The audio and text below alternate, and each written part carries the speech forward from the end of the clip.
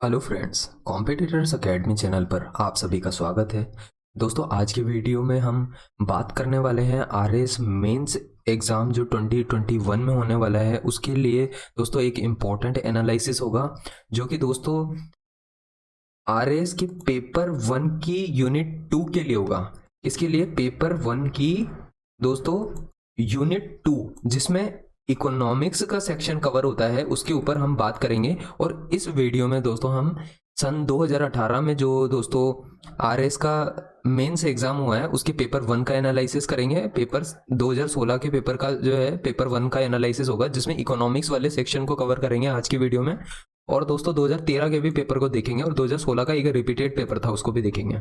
अब देखिए दोस्तों, इस वीडियो के थ्रू जो है आपको सिलेबस के साथ में इकोनॉमिक्स को लिंक किया जाएगा और सिलेबस और क्वेश्चन पेपर्स को मैच करा करके कुछ ऐसे इंपॉर्टेंट टॉपिक्स बताए जाएंगे जहां से अभी जो 2021 में आपका मेंस का पेपर होगा उसके लिए भी इंपॉर्टेंट क्वेश्चन मिल जाएंगे। ठीक है, इस वीडियो में काफ़ी डीप एनालिसिस होगा। हिस्ट्री के सभी पेपर्स का हमने ऑलरेडी एनालिसिस किया हुआ है, पूरी उसके ऊपर वीडियो बनाई हुई है दोस्तों, उसको जाकर के आप देख सकते हो। लिंक आपको मिल जाएगा दोस्तों वीडियो के एंड में। ये वीडियो अभी रिसेंट में ही पब्लिश हुई है और दोस्तों कॉम्पिटिटर्स एकेडमी के थ्रू आरएस मेंस एग्जाम को लेकर के आपको जो है एक बेहतरीन अप्रोच देने का जो है कोशिश की जा रही है कि आप जो है आउट ऑफ 200, ठीक है, 100 मार्क्स बना सको। ठीक है, 100 से प्लस मतलब एक्स्ट्रा, मतलब 100 से 120 तक आप जो है अच्छे मार्क्स ला सको हर एक पेपर में। ये कॉम्पिटिटर्स एकेडमी की अप्रोच रहने वाली है आपके आने वाले मेंस एग्जाम के लिए। ठीक है, तो जो भी स्टूडेंट मेंस एग्जाम के लिए तैयारी करने वाले हैं वो कॉम्पिटिटर्स एकेडमी चैनल को सब्सक्राइब कर लें। और ज़्यादातर जो भी कॉम्पिटिटर्स एकेडमी का कंटेंट है दोस्तों वो दोस्तों कॉम्पिटिटर्स एकेडमी के टेलीग्राम चैनल पर प्रोवाइड कर दिया जाता है। यूपीएससी और आरपीएससी से रिलेटेड जो भी एग्जाम होते हैं उससे रिलेटेड। ठीक है, अभी रिसेंट में जो हमने वीडियो पब्लिश की थी उसकी सारी पीडीएफ यहाँ पे ही पोस्ट की गई थी। ठीक है, जितने भी पेपर थे 2013 से लेके 2018 तक के सभी पेपर्स को दोस्तों एक जगह पे आपके लिए डाला जा रहा है। इंपॉर्टेंट नोट्स भी डाले जा रहे हैं RS Hindi and English medium channel पर भी। दोस्तों लिंक इनके डिस्क्रिप्शन बॉक्स में मिलेंगे, आप जाकर के ज्वाइन कर लीजिएगा।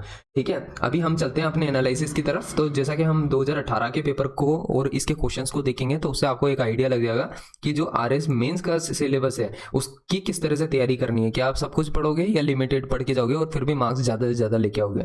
तो हम दोस्तों स्मार्ट स्टडी में बिलीव करते हैं और कोशिश हमारी यही होगी कि आप जो है इन वीडियोस का फ़ायदा उठा करके स्मार्ट वे में पढ़ाई करके कम से कम एरिया से पढ़ाई करके ज़्यादा से ज़्यादा मैक्सिमम मार्क्स ला सको इस आने वाले भविष्य में जो पेपर होगा उसमें।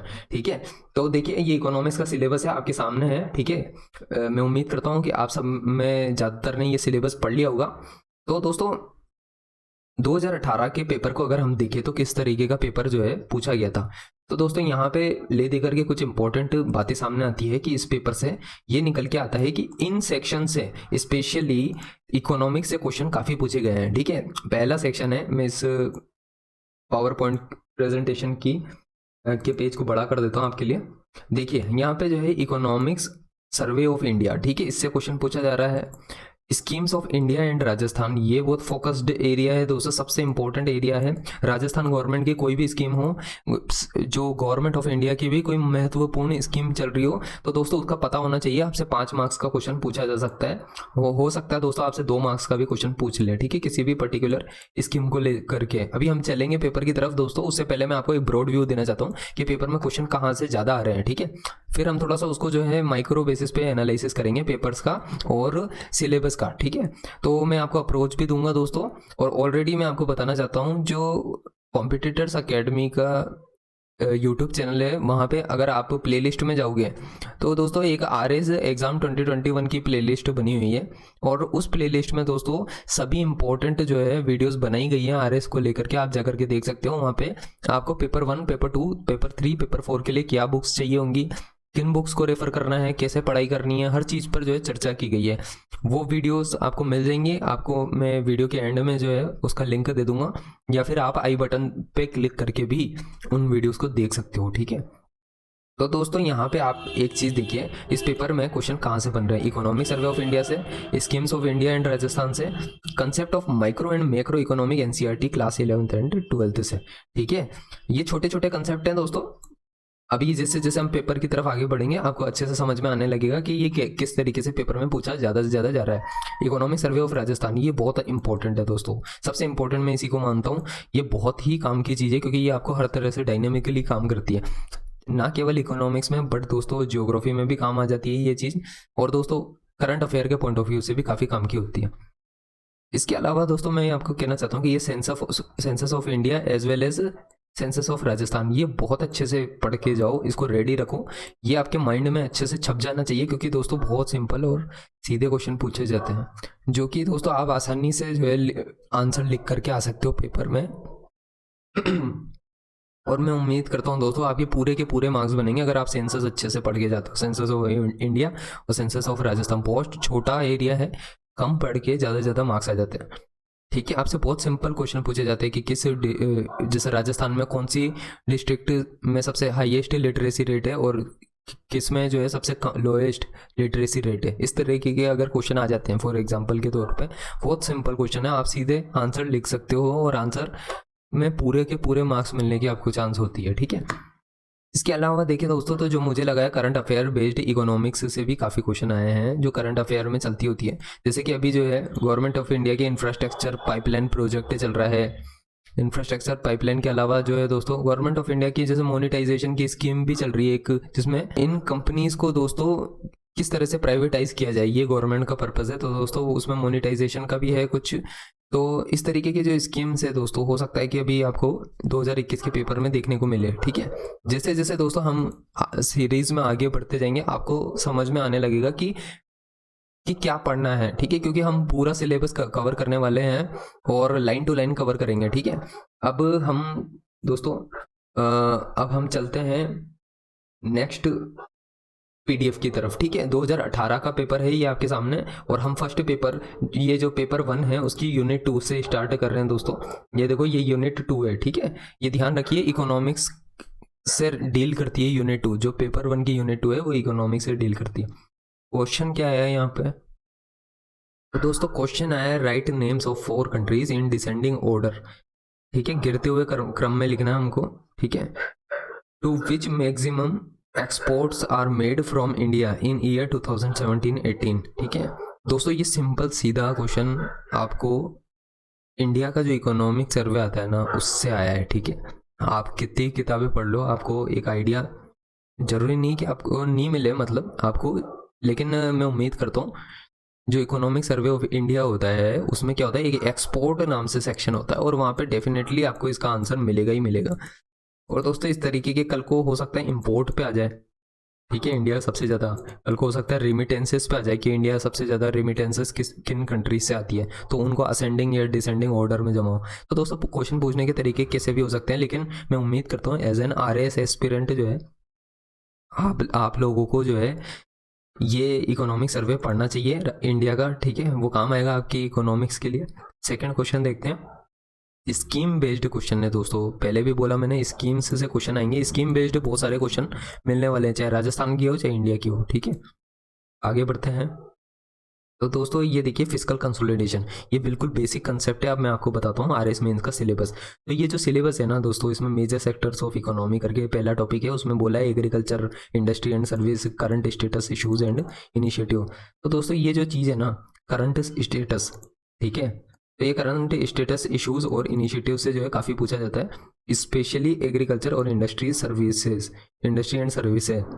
हो सकता है दोस्तों कल को आपको क्वेश्चन ऐसा पूछे कि राजस्थान की या फिर इंडिया की जो भी है GDP में कितना कंट्रीब्यूशन होता है इन तीनों सेक्टर्स का। ठीक है, या फिर इनकी क्या क्रोनोलॉजी है, कहाँ से ज़्यादा GDP में कंट्रीब्यूशन आता है, कहाँ से कम आता है, तो असेंडिंग डिसेंडिंग ऑर्डर में भी जमवा सकते हैं आपसे। ठीक है, तो ये चीज़ें जो है आपको ध्यान रखनी है पढ़ाई जब करें आप। ये सब कहाँ से पढ़ोगे अल्टीमेटली, देखो ये इंडियन इकोनॉमी वाला सेक्शन है, इसको जो है ना इसको 12th क्लास की और 11th और 12th क्लास की दोस्तों बुक जो चलती है इकोनॉमिक्स की, वहाँ से जाके पढ़ लें आप, ज़्यादा बेहतर होगा।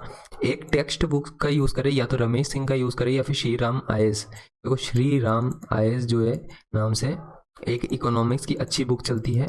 ठीक है, आपको बाजार में नोट्स मिल जाएंगे, मेरे हिसाब से ये बेस्ट है। UPSC की तैयारी करने वाले स्टूडेंट्स तो इसी का यूज़ करते हैं, आप भी यूज़ कर सकते हैं। दूसरा है रमेश सिंह की भी बुक आती है इंडियन इकोनॉमिक्स की, ठीक है, रमेश सिंह, ठीक है, उसका भी यूज़ कर सकते हो आप। ठीक है, ये आपकी चॉइस है, या फिर आप किसी कोचिंग इंस्टीट्यूट के नोट्स का भी यूज़ कर सकते हो, ये आपकी चॉइस है, ठीक है। लेकिन मैं यही कहना चाहूँगा, श्री राम IAS मुझे पर्सनली पसंद है। डिटेल में हर साल अपडेट होती रहती है, इकोनॉमिक्स हर साल अपडेट होता है दोस्तों, ये ध्यान रखिए। अब देखिए दोस्तों, अगले साल ना क्वेश्चन पेपर में भी 2021 में ये आ सकता है कि आप जो है डिफाइन करो, डिफाइन हाई पावर्ड मनी, बस इतना सा क्वेश्चन आएगा, डिफाइन हाई पावर्ड मनी। हर टॉपिक को अच्छे से दोस्तों ढंग से पढ़ाई कर लो आप, हर एक टॉपिक को। मैं कोशिश करूंगा अपनी तरफ से, इन सब के ऊपर वीडियोस आएगी धीरे धीरे, लेकिन टाइम लगेगा थोड़ा थोड़ा, लेकिन वीडियोस पक्का आएगी उस पर। लेकिन दोस्तों मैं यही कहना चाहूँगा कि ये जैसे फंक्शंस ऑफ सेंट्रल बैंक, कल को दोस्तों इसी पे 5 मार्क्स का क्वेश्चन आ सकता है आपके सामने। या फिर हो सकता है दोस्तों आपसे पूछ ले सेंट्रल बैंक, मतलब हमारे यहाँ पे तो RBI ये central bank, reserve bank of India, तो इसकी जो मॉनेटरी पॉलिसी होती है दोस्तों, मॉनेटरी पॉलिसी, मैं उम्मीद करता हूँ आपको पता होगी मॉनेटरी पॉलिसी के बारे में, ठीक है। तो मॉनेटरी पॉलिसी जो होती है RBI की, उससे रिलेटेड जो भी टूल्स हैं, ठीक है, अलग अलग, या फिर इंस्ट्रूमेंट्स कह सकते हो, इंस्ट्रूमेंट्स है जैसे repo rate, reverse repo rate, ठीक है, कॉल मनी और बहुत सारे होते हैं। तो वो जो है किस तरीके से उसका यूज़ होता है, ठीक है। तो उस इन सब टॉपिक्स के ऊपर दोस्तों आपसे जो है 2 मार्कर या 5 मार्क्स का जो है क्वेश्चन पूछा जा सकता है। तो अब आप आगे बढ़िए, अब यहाँ पे देखिए कि 2018 के पेपर में और कैसे क्वेश्चन पूछा। देखो यही फिस्कल कंसोलिडेशन है, इसकी डेफिनेशन आपको NCERT में मिल जाएगी, या फिर रमेश सिंह जो मैंने बताया बुक्स जितनी भी बताई, श्री राम IAS, इनमें अच्छे से डेफिनेशन मिल जाएगी। अब भले से ये आपसे 5 मार्क्स का पूछे चाहे 2 मार्क्स का पूछे, लेकिन आपको आंसर आता होगा, ठीक है। अब आगे बढ़ते हैं दोस्तों, नीचे है what is negative interest rate, ये भी सेंट्रल बैंक के फंक्शन से रिलेटेड है। तो एक छोटा सा फंक्शन है, तो ये 2 मार्क का क्वेश्चन बन जाता है, तो आप कॉपी में अच्छे से लिख करके आ सकते हो। यहाँ पे राजस्थान गवर्नमेंट की एक स्कीम के बारे में आ गया है, जैसे आई स्टार्ट राजस्थान नाम से जो है कोई इनिशिएटिव लिया गया था, उसका क्या ऑब्जेक्टिव था। तो ये जो है चीज़ें आपको, मैं उम्मीद करता हूँ दोस्तों आप तैयार करके जाओगे। ये आपको इकोनॉमिक सर्वे ऑफ राजस्थान में मिल जाएगी, राजस्थान का जो आर्थिक सर्वेक्षण होता है दोस्तों वहाँ पर मिल जाएगी आपको, ठीक है। Right the main features of मुख्यमंत्री जल स्वावलंबन अभियान इन राजस्थान। अब ये भी स्कीम होगी, तो बहुत स्कीम पे क्वेश्चन आते हैं दोस्तों, स्कीम्स को अच्छे से पढ़ के जाए, रेडी करके जाए, ठीक है। यहाँ पे क्वेश्चन आया है कि भाई give names of 6 major initiatives taken by Rajasthan government to improve health indicators in the state, ठीक है। तो 6 मेजर इनिशिएटिव्स के बारे में बताना है जो कि राजस्थान गवर्नमेंट ने हेल्थ इंडिकेटर को इम्प्रूव करने के लिए शुरू किए, ठीक है। तो दोस्तों ये जो है ये करंट अफेयर न्यूज़ पढ़ते पढ़ते ही आते हैं इनके आंसर, ठीक है। जब आप इकोनॉमिक सर्वे पढ़ोगे राजस्थान का तो अच्छे से लिख पाओगे इस तरीके के क्वेश्चंस के आंसर को, ठीक है।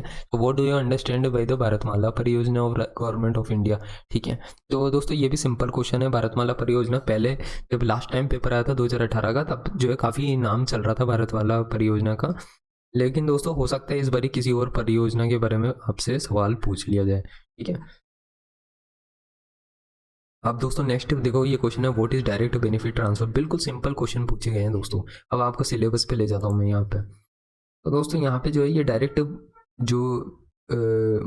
डायरेक्ट बेनिफिट ट्रांसफर वाली पॉलिसी है, ये मोदी गवर्नमेंट आने के बाद से ज़्यादा हाइप में रही है, ठीक है।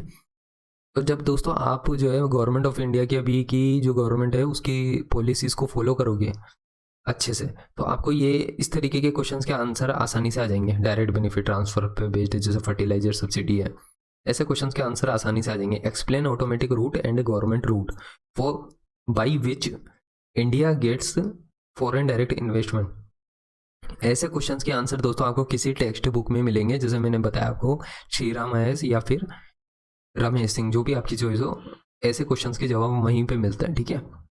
या फिर दोस्तों अगर आप NCERT की बुक्स को अच्छे से भी पढ़ के रखें, 11th और 12th क्लास के NCERT को, तो भी दोस्तों आपको आंसर मिल जाएंगे या फिर आइडिया लग जाएगा। तो दोस्तों आपको समझ आ रहा होगा कि इकोनॉमिक्स से क्वेश्चन जो है करंट अफेयर्स बेस्ड भी आ रहे हैं, सेंसस बेस्ड आ रहे हैं, और कोई ये जो रिपोर्ट पब्लिश होती है आर्थिक सर्वेक्षण की, इकोनॉमिक सर्वे की, उससे रिलेटेड लग रहे हैं, ठीक है। So write a note on the problems and future requirements of infrastructure investment in India, ठीक है। तो जो इंफ्रास्ट्रक्चर इन्वेस्टमेंट होता है इंडिया में, उससे related problems and future requirement की बात की। ये बिल्कुल बेसिक क्वेश्चन है दोस्तों, ऐसे क्वेश्चन आपको NCERT की बुक में बहुत आसानी से मिल जाएंगे। लेकिन दोस्तों मैं ये कहना चाहता हूँ, जब आप बहुत पढ़ाई वढ़ाई करते रहते हो तो आपको ऐसे क्वेश्चन के आंसर लिखना एक कॉमन बात हो जाती है। अब आप एक जनरलिस्ट बन जाते हो, और जनरलिस्ट की खास पहचान यही होती है कि वो इस तरीके के क्वेश्चन के आंसर आसानी से कुछ भी लिख सकता है, ठीक है। नेक्स्ट जो क्वेश्चन है वो है ease of doing business report के ऊपर, जो कि वर्ल्ड बैंक के द्वारा पब्लिश होती है। तो इसमें पूछा गया है डिस्कस द डिटर्मिनेंट्स। डिटर्मिनेंट्स क्या क्या है इसके ईज ऑफ डूइंग बिजनेस के, जो कि प्रेस्क्राइब की जाती है, वर्ल्ड बैंक द्वारा पब्लिश की जाती है, ठीक है। तो जितने भी इसके डिटर्मिनेंट्स हैं उनको लिख करके आना था पेपर में। अब ये क्वेश्चन क्यों पूछा गया, अब मैं इसका बताता हूँ। देखिए, अगर आप यहाँ पे जो है मेंस के सिलेबस को देखोगे तो यहाँ पे बिल्कुल क्लियर डिफाइन किया गया है role of world bank, IMF and WTO. हो सकता है दोस्तों इस साल आपसे आईएमएफ पे क्वेश्चन आ जाए, कि क्वेश्चन 2 मार्क्स का पूछना होगा तो ऐसा पूछ लेगा कि आईएमएफ द्वारा पब्लिश्ड जो है 2 रिपोर्ट्स के नाम लिखो, 2 रिपोर्ट्स, ठीक है, published by the IMF, international monetary fund, ठीक है। तो दोस्तों अगर आप जो है आंसर लिखा होगा 2 मार्क्स आपके पक्के हो जाएंगे। तो इस तरह से क्वेश्चन पूछे जाते हैं। वो 5 नंबर का अगर क्वेश्चन पूछना होगा IMF से तो पूछेगा क्या, वो सिंपल पूछेगा कि भाई इसकी जो है फंक्शनिंग क्या है, क्या फंक्शनिंग है, या फिर इसका क्या गोल है, क्या ऑब्जेक्टिव है, ऐसे भी क्वेश्चन पूछ सकता है आपसे। बट आपको रेडी रहना है, ठीक है, पेपर में कम से कम दोस्तों इन 3 बॉडीज को लेकर के, वर्ल्ड बैंक, IMF और world trade organisation, concept of developing, emerging and developed countries, ये बिल्कुल बेसिक सी चीज़ें हैं दोस्तों, इंडिया इन ग्लोबल सीनेरियो, ठीक है।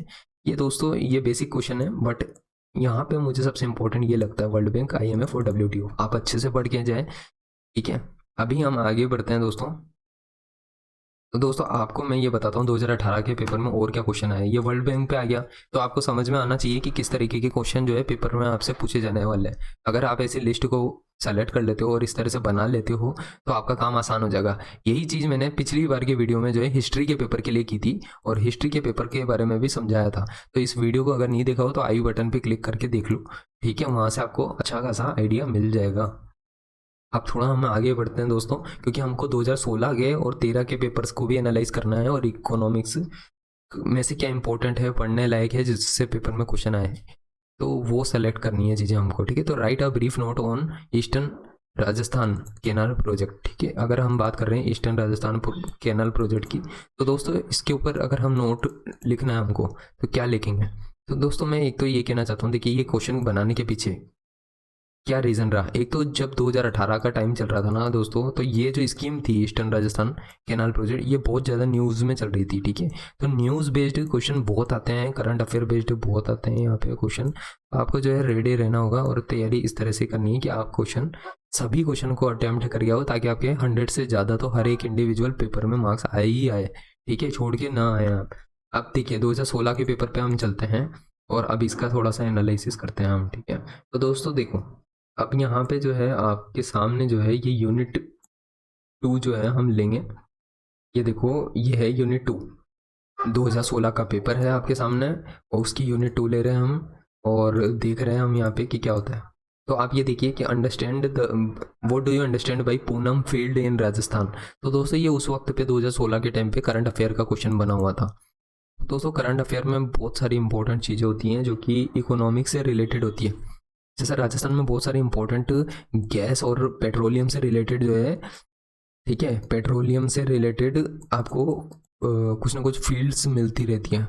तो ऐसे जो एरियाज़ या जोन्स मिलते हैं वो बहुत ज़्यादा न्यूज़ में इंपॉर्टेंट होते हैं, और इससे तरीके की लोकेशन से जो है RPSC क्वेश्चन पूछना पसंद करती है, तो आपको ध्यान रखना होगा, ठीक है।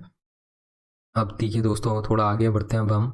तो क्वेश्चन आपके सामने आता है कि मिनी उपहार मार्केट, ये भी एक करंट अफेयर का क्वेश्चन था, सिंपल 2 नंबर का क्वेश्चन था। देखिए basic theme underlying the national agricultural market policy, तो बेसिक थीम की बात पूछी जा रही है आपसे, what is the basic theme underlying the national agricultural market policy, ठीक है। तो इस तरीके के जो क्वेश्चंस होते हैं ना दोस्तों, ये सब करंट अफेयर पे बेस्ड हैं। जब आप जैसे देखिए एक पूरी मंथली मैगजीन जब आप पढ़ते हो, चाहे मोमल की हो, वो तो राजस्थान के लिए काम आएगी आपके लिए, ठीक है। ये मोमल नाम से जो मैगजीन होती है वो तो राजस्थान की पढ़ाई करने के काम आएगी, लेकिन नेशनल लेवल के लिए आपको विजन की ही पढ़नी चाहिए मैगजीन। और जो इंपॉर्टेंट टॉपिक लगते हैं उसमें भी कि भाई ये पर्टिकुलर एरिया से जो है पेपर में क्वेश्चन पूछा जा सकता है, तब तो आप तैयार करो और रेडी रखो, ठीक है। तो इस तरह से आपको पढ़ना होता है। जैसे नेशनल एग्रीकल्चरल मार्केट उस वक्त की 2018 की सबसे इंपॉर्टेंट टॉप क्लास कहूँ तो 200 टॉपिक्स में से एक था। उसी तरीके से अभी भी कुछ ना कुछ ऐसे इंपॉर्टेंट टॉपिक चल रहे होंगे करंट अफेयर में। जब आप जाके मैगजीन्स को पढ़ोगे तो आपको समझ आएगा कि कुछ स्पेसिफिक को पढ़ के भी काम चल जाता है पेपर में, ठीक है। ग्रीन रेवोल्यूशन के कर्ज को लेकर के बात हुई है, ये सब NCERT के टॉपिक्स हैं, ठीक है, सिंपल है। Which crafts have been recently granted registration for geographical indication in Rajasthan. अब देखिए ये GI टैग पे क्वेश्चन आ गया, जो वर्ल्ड ट्रेड ऑर्गेनाइजेशन है उसका लिंक GI टैग से भी है, ठीक है। तो ये GI टैग पे भी क्वेश्चन बन गया, ठीक है। तो which crafts have been recently granted registration for geographical indication in Rajasthan under intellectual property right initiative of the state. तो ये दोस्तों क्वेश्चन जो है ना न्यूज़ बेस्ड है, करंट अफेयर में चल रहा था तो पूछ लिया उन्होंने। अब देखिए 2 के बाद में अब 5 नंबर के क्वेश्चन आ रहे हैं, तो ये भी ध्यान से समझिए। अब कई चीज़ें सीधी की सीधी देखिए हमारे इस सिलेबस में दी हुई है, डिफाइंड है, जैसे इंक्लूसिव ग्रोथ और फाइनेंशियल इंक्लूजन। तो ये दोस्तों टॉपिक जो है सिलेबस में पूरी तरह से डिफाइंड है। ये जब आप ओपन करोगे तो आपको यहाँ पे समझ में आने लगेगा कि यहाँ पे तो जो फाइनेंशियल इंक्लूजन नाम से टॉपिक है इसके अंदर में आ जाता है ये टॉपिक, जिस पेपर 1 के टॉपिक की हम बात कर रहे हैं, ठीक है। ये पेपर 1 2016 की यूनिट बी, इसकी जब बात कर रहे हैं तो सीधा का सीधा है, ठीक है। इसी तरीके से मतलब सिलेबस से सीधा उठा करके क्वेश्चन पूछा जा रहा है, मैं यही कहना चाहता हूँ, ठीक है। जैसे पूछा जा रहा है recent fiscal policy of India, अगर मान लो कल को क्वेश्चन आ जाता है आपके सामने, तो आपको जो रिसेंट में फिस्कल पॉलिसी है उसकी जो भी टर्म्स एंड कंडीशंस है उनको बताना होगा, ठीक है। इसी तरह से आपसे पूछ सकता है कि डायरेक्ट और indirect tax reforms in India, इसको जो है डिफाइन करो, तो आपको बताना होगा, बस सिंपल डेफिनेशन लिख के आनी होगी, इसकी आपको 2 मार्क्स या 5 मार्क्स मिल जाएंगे, ठीक है। और इसके अलावा recent trends in Indian economy, तो role of foreign capital, MNCs, PDS, FDI, exim policy. मैं यही कहूँगा दोस्तों, छोटे छोटे से नोट्स बना लो हर एक टॉपिक के ऊपर और इनकी तैयारी करके जरूर जाना, क्योंकि छोड़ना कुछ भी नहीं चाहिए दोस्तों, ठीक है। फाइनेंस कमीशन जो है 12th फाइनेंस कमीशन के बाद में भी और भी नए फाइनेंस कमीशन आया, तो जो लेटेस्ट फाइनेंस कमीशन हो उसकी जो है उसकी तैयारी करके जाना आप अच्छे से, ठीक है। जो भी लेटेस्ट में जो है दोस्तों फाइनेंस कमीशन है उसको अच्छे से पढ़ के जाना। पॉवर्टी एलिवेशन स्कीम्स जो भी चलाई गई है गवर्नमेंट ऑफ इंडिया के द्वारा उन सबको रेडी करके जाना, ठीक है। ये high powered money, role of function, हर एक टॉपिक पढ़ के तो सब जाना है आपको, लेकिन दोस्तों मैं यही कहना चाह रहा हूँ शॉर्ट लिस्ट क्या करना है। शॉर्ट लिस्ट जब करने की बात आएगी तो यहाँ से आप जो है शॉर्ट लिस्ट करोगे, ठीक है। कैसे? ये जो प्रीवियस ईयर के क्वेश्चन पेपर हैं इनको पढ़ के, ठीक है, इनसे शॉर्टकट निकाल के। तो इसके बाद में जो है क्वेश्चन जो पूछा जा रहा है दोस्तों वो ये है कि what is the dual structure of goods and service tax and do you agree with the structure comment.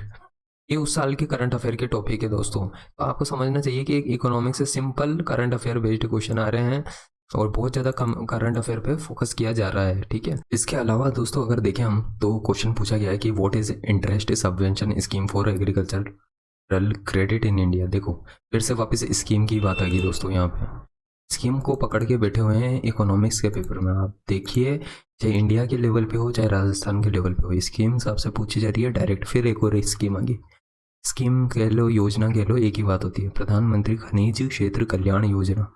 ये सब क्या है? अब ऑब्जेक्टिव पूछ लिए, तो दोस्तों पूछने के तरीके जो है बस वही है, कभी ऑब्जेक्टिव पूछेंगे, कभी आपसे स्कीम की जो है कंप्लीट डिटेलिंग मांगेंगे, किसी भी तरीके से क्वेश्चन पूछा जा सकता है। लेकिन वही है थोड़ा सा फॉर्म चेंज हो जाता है बट क्वेश्चन वही है। अब देखो ये मुख्यमंत्री जल स्वावलंबन अभियान राजस्थान, अब ये बोल रहा है कि purpose, discuss the purpose, time frame and target. अब पूछने का तरीका फिर बदल गया, लेकिन पूछ तो स्कीम ही रहे, तो ये बात आप समझिए, ठीक है। इस बार की जितनी भी राजस्थान और इंडिया लेवल की स्कीम्स हैं ये सब इकोनॉमिक सर्वे में अच्छे से दी हुई होती है। इंग्लिश मीडियम के स्टूडेंट्स के लिए बेस्ट सोर्स भी राजस्थान का इकोनॉमिक सर्वे है और इंडिया का इकोनॉमिक सर्वे तो है ही सही, ठीक है। आगे बढ़ते हैं दोस्तों, ये 10 नंबर वाले क्वेश्चन है, पार्ट सी आ गया भी है, ठीक है। जो इकोनॉमिक्स वाला सेक्शन है उसमें पार्ट सी।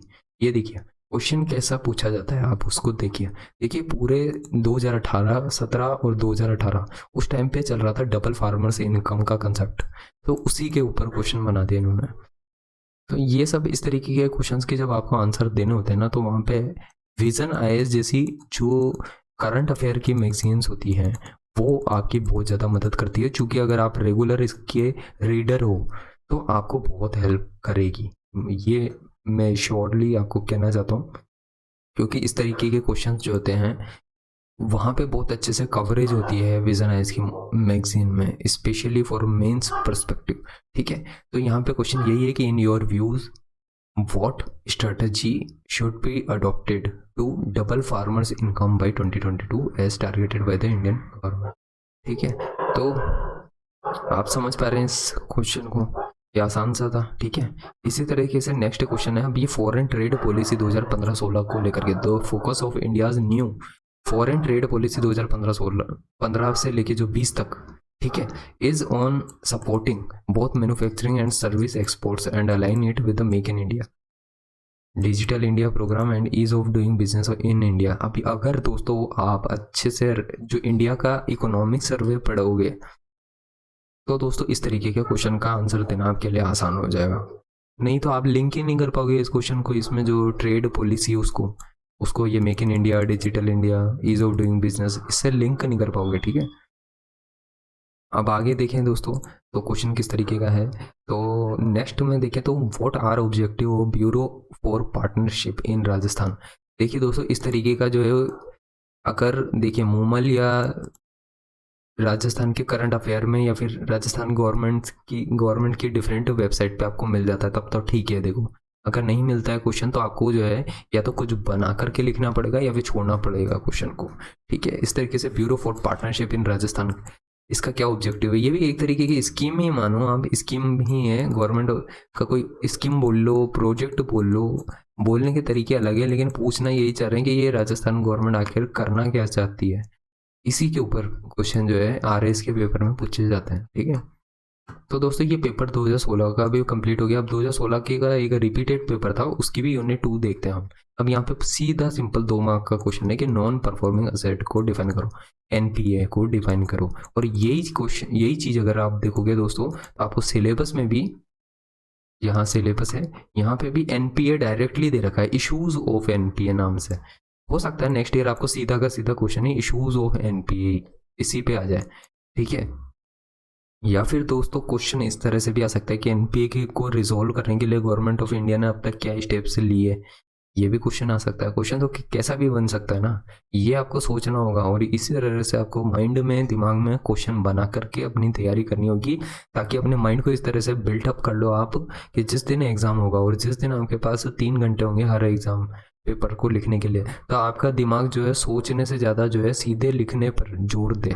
दिमाग में चीज़ें ऑलरेडी होनी चाहिए, छपी हुई होनी चाहिए, कि बस आपको तो पेन चलाना है और आपके मार्क्स आने लग जाए, ठीक है, अच्छे मार्क्स जुड़ने लग जाएं। वो तभी पॉसिबल है जब सारी चीज़ें रटी हुई है, दिमाग में छपी हुई है और आप जाकर के कॉपी में छाप आते हो। और यही तरीका है दोस्तों इस एग्ज़ाम को क्रैक करने का।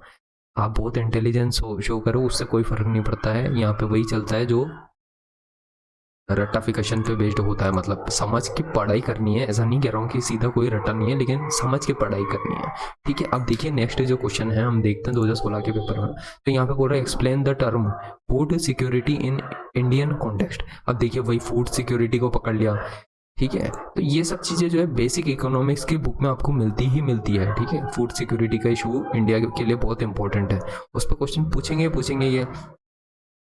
तो दोस्तों आप यहाँ पे देखो कि जो पॉवर्टी एलिविएशन स्कीम्स हैं, ठीक है, तो उसमें जो है पीडीएस भी एक शामिल होगी पॉवर्टी को एरेडिकेट करने के लिए या एलिविएट करने के लिए। तो स्कीम है ये भी, ताकि बिल्कुल जो आम से आम जो गरीब लोग हैं उनको भी अन्न प्रोवाइड हो सके, ठीक है। तो पब्लिक डिस्ट्रीब्यूशन सिस्टम होता है, ठीक। मैं ऐसी उम्मीद करता हूँ दोस्तों कि ये आपको जो है इस तरह से एक आइडिया लग रहा होगा कि मैं क्या बोलना चाहता हूँ, क्या बताना चाहता हूँ, ये पेपर किस तरीके से बनते हैं, ठीक है। Financial inclusion, what is financial inclusion, simple 2 marks का क्वेश्चन है आपको, ठीक है, पता होना चाहिए इस तरीके के क्वेश्चन के आंसर। और जो कि ये सिलेबस में सीधे सीधे दे रखी है लाइन की, भाई फाइनेंशियल इंक्लूजन ये दे रखी, ये फाइनेंशियल इंक्लूजन। कल को हो सकता है कि आरबीआई की मॉनेटरी पॉलिसी को डिफाइन करो, ऐसा भी क्वेश्चन आ सकता है कि इसकी क्या ऑब्जेक्टिव है, ये भी आ सकता है, कुछ भी आ सकता है। ये जितना सिलेबस दे रखा है वो तो पढ़ना ही है, लेकिन जो मैं चीज़ें बता रहा हूँ वो भी पढ़ के जानी है, ठीक है। मतलब जो करंट अफेयर से रिलेटेड चीज़ें हैं वो अच्छे से पढ़ के जानी है, एनसीईआरटी की बुक्स को अच्छे से पढ़ के जाना है, ठीक है। और जो टेक्स्ट बुक की बोल रहा हूँ वो भी पढ़ के जानी है, ताकि आपके इकोनॉमिक्स के कंसेप्ट जो है वीक ना हो, ठीक है, मतलब मजबूत बने रहे। और फोकस उस पर करना है जो मैंने लास्ट में एट द एंड ये जो 6 टॉपिक निकाले हैं इनके ऊपर फोकस करना है, सबसे ज़्यादा फोकस करना है, मतलब, ठीक है। अब देखो 2016 के पेपर में आगे बढ़ते हैं। तो भामाशाह ट्रांजैक्शन मेपर ये करके जो है क्वेश्चन आया था। तो ये जो जब क्वेश्चन आया था तो इसका आंसर जो है उसी साल के स्टूडेंट तब भी दे पा रहे होंगे, क्योंकि दोस्तों ये सब करंट अफेयर बेस्ड क्वेश्चन है, ठीक है। और मैं बार बार कह रहा हूँ इकोनॉमिक्स से करंट अफेयर बेस्ड क्वेश्चन आते हैं, ठीक है, तो इसको ढंग से पढ़ के जाओ। तो गिव 4 एडवांटेजेस ऑफ पीपीपी इन राजस्थान। तो बस आपको एडवांटेजेस बताने हैं, तो जो दूसरी स्टेट में या ओवरऑल एडवांटेजेस होंगे वो राजस्थान के भी एडवांटेजेस होंगे। तो आपको ऐसे 4 एडवांटेजेस लिख करके आना है। इसके अलावा देखें दोस्तों, तो क्वेश्चन पूछा गया कि right a brief note on the चक्रव्यूह चैलेंज ऑफ इंडियन इकोनॉमी। तो ये देखो, चक्रव्यूह चैलेंज के बारे में पूछा गया है। ऐसे क्वेश्चनों के जवाब दोस्तों आपको कोई टेक्स्ट बुक ही दे सकती है।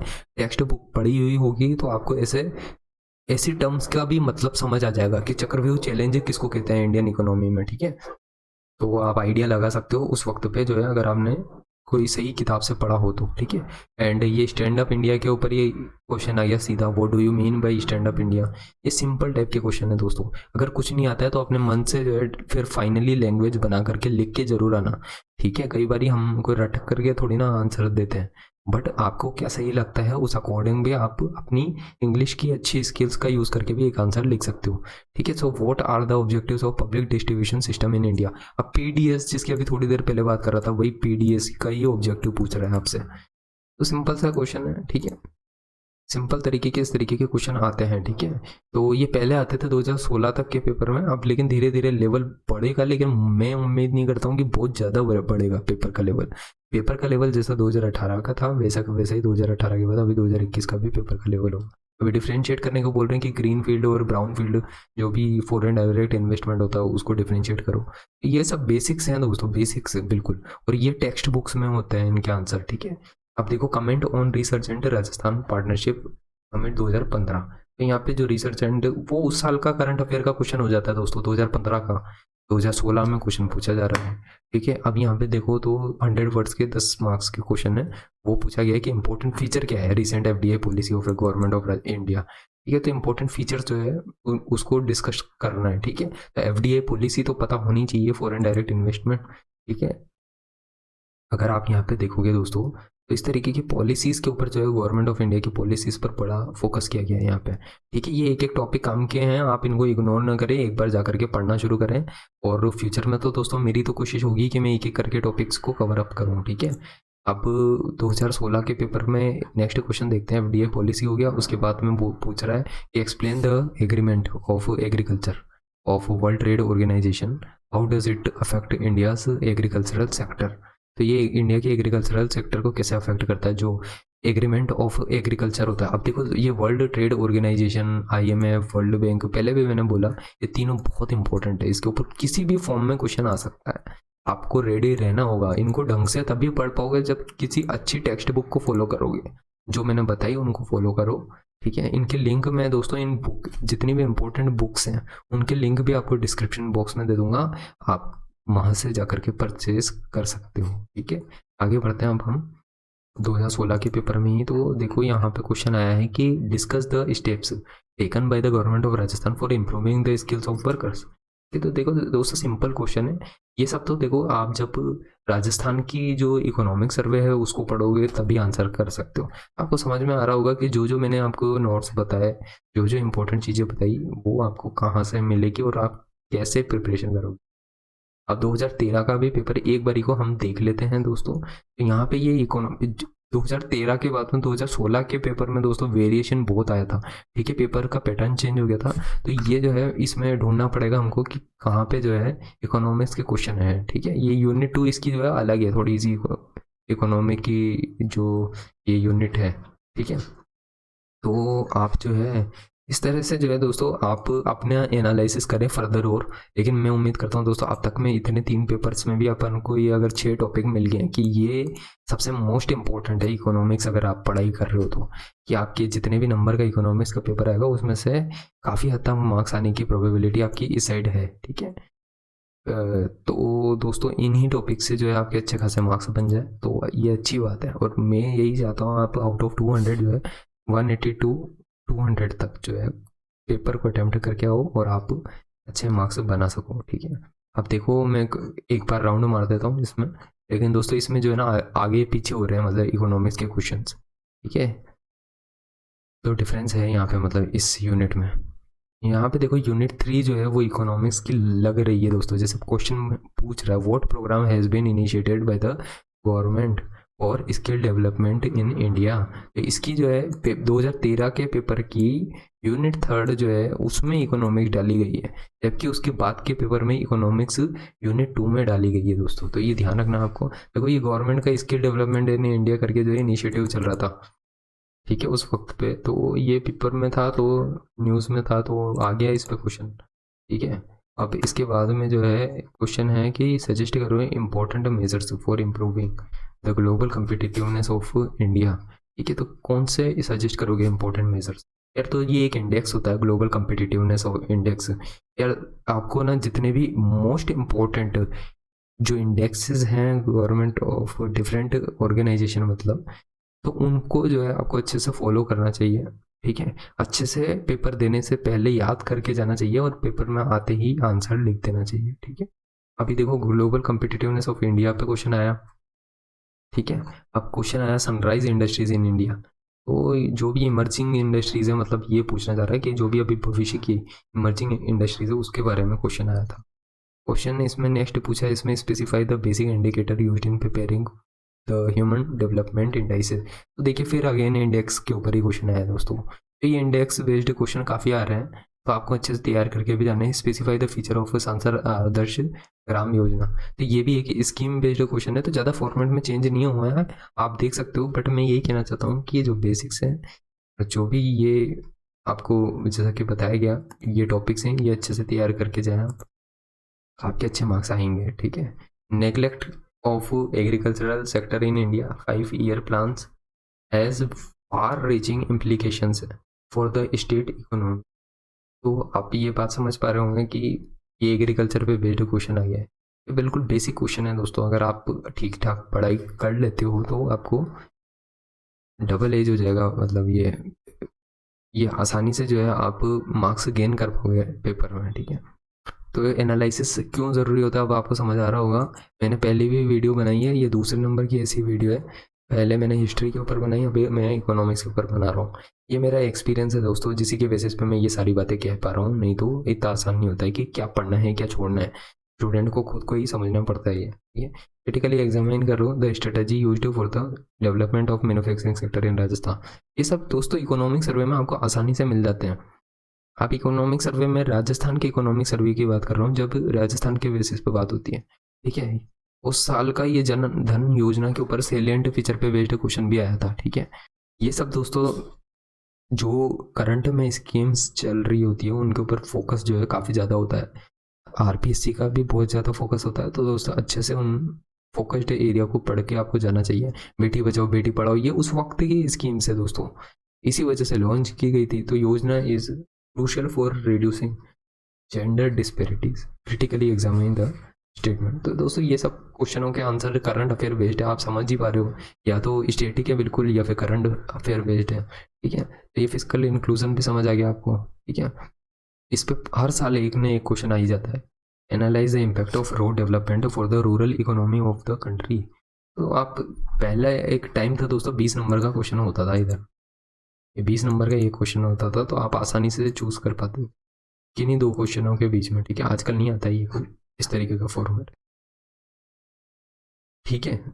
उम्मीद करता हूँ दोस्तों आपको ये चारों पेपर के एनालिसिस अब तक में समझ आए होंगे मोटे मोटे तौर पे, और ये सिलेबस भी आपको एक बारी तो पूरा देख लेना चाहिए। लेकिन एट द एंड मैं यही कहूँगा कि फाइनल जब करने की बात आती है तो सिर्फ मोस्ट इम्पोर्टेंट पार्ट को ही बार बार पढ़ा करो, उसी को रेडी करके जाया करो, ताकि आपको जो है ज़्यादा से ज़्यादा बेनिफिट। मैं उम्मीद करता हूँ दोस्तों वीडियो काफ़ी हेल्पफुल होगी आपको, और वीडियो से आपको काफ़ी कुछ सीखने को मिला होगा। तो आप वीडियो को लाइक ज़रूर करें, चैनल को सब्सक्राइब करें, अपने दोस्तों के साथ शेयर करें। और दोस्तों हमारे टेड लर्नर्स फेसबुक और इंस्टाग्राम चैनल को भी जा करके ज्वाइन कर लें। सभी इंपॉर्टेंट चीज़ों के लिंक आपको डिस्क्रिप्शन बॉक्स में मिल जाएंगे या फिर आई बटन पे मिल जाएंगे। और इसके अलावा आप वीडियो के एंड में भी जा करके एंड स्क्रीन पे भी देख सकते हैं। तो दोस्तों उम्मीद करता हूँ वीडियो कब पसंद आई होगी आपको। नेक्स्ट वीडियो में हम सोशियोलॉजी, मैनेजमेंट और अकाउंटिंग एंड ऑडिटिंग के बारे में देखेंगे। ये इंपॉर्टेंट टॉपिक हैं, जितने भी पढ़े कैसे, इन सबको कहाँ से पढ़ें, क्या सोर्स है, सोर्स पे विश्वास रखें या नहीं रखें, ये भी इम्पोर्टेंट है। तो मैं बताऊँगा आपको आने वाली वीडियोज़ में। तो वीडियो को अगर अब तक देखा तो उसके लिए बहुत बहुत धन्यवाद।